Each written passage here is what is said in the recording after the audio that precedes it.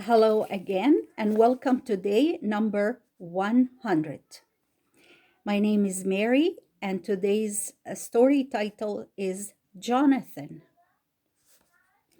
After Samuel left, Saul led his 600 men up the mountains to Gibeah, the place Jonathan had taken.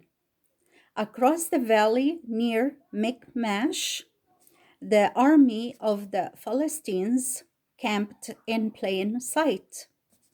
One morning, Jonathan and the young men who waited on him went down the hill toward the camp of the Philistines. Jonathan could see the Philistines just across the valley. He said, "If the Philistines say to us, 'Come over,' we will go and fight them, even though we two are alone. We will take it as a sign that God will help us." The Philistines saw the two Israelites standing on a rock across the valley, and they called to them, "Come over here, and we will show you something." Then Jonathan said to his armor bearer, "Come on, the Lord has given them to us." They crossed the valley, ran up to the Philistines, and struck them down right and left without giving them a chance. Some fell down, but others ran away. And soon everybody began to run around. Before long, the Israelites on the hill across the valley could see the Philistines fighting and killing each other, men running in every direction, and the whole army melting away. Soon Saul and his men came across the valley and joined in the fight. The Israelite prisoners in the camp of the Philistines rose against them, and the tribes near at land came out and chased them as they fled. A great victory was won over the Philistines that day. But Saul made a great mistake that day. He was afraid his men would stop following the Philistines to seize the things in their camp. So when the battle began, King Saul said,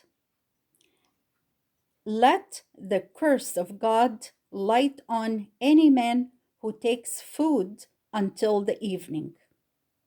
Whoever takes any food before the sun goes down shall die. So there may be no delay in destroying our enemies." So that day, no man ate any food until it was evening, and they were faint and feeble from hunger. They were so worn out that they could not chase the Philistines any further, and many of the Philistines escaped. That afternoon, as they were driving the Philistines through a forest, they found honey on the trees, but no one ate it because of Saul's oath. But Jonathan had not heard of his father's command. He took some honey and was made stronger by it. When Jonathan heard what his father said, he said, "My father has given us all great trouble. For if the men had some food, they would have been stronger." That night, Saul found that Jonathan had innocently broken his command.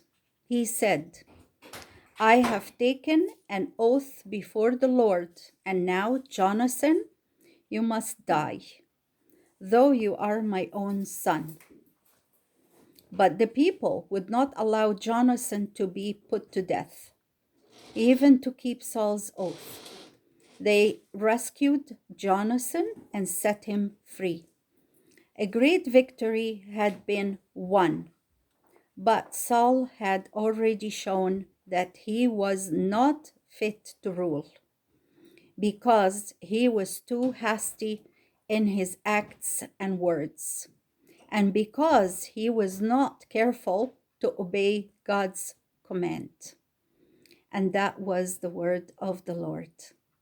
Now we come to our discussion questions. Number 1, how did Jonathan know whether or not to attack the Philistines? How did Jonathan know whether or not to attack the Philistines? Number 2, who caused Jonathan to win? Who caused Jonathan to win? Number 3, why did Saul tell his soldiers not to eat that day? Why did Saul tell his soldiers not to eat that day? And the other part of question number 3, what happened because he made them swear that oath? What happened because he made them swear that oath? Number 4, what did Saul show by his actions? What did Saul show by his action? And that was the end of the questions as well. Everything goes so quickly. And so, thank you again for being with me. I'm really enjoying that. I hope you are too. So, until next time, may God bless us all. Have a great night. Bye bye now.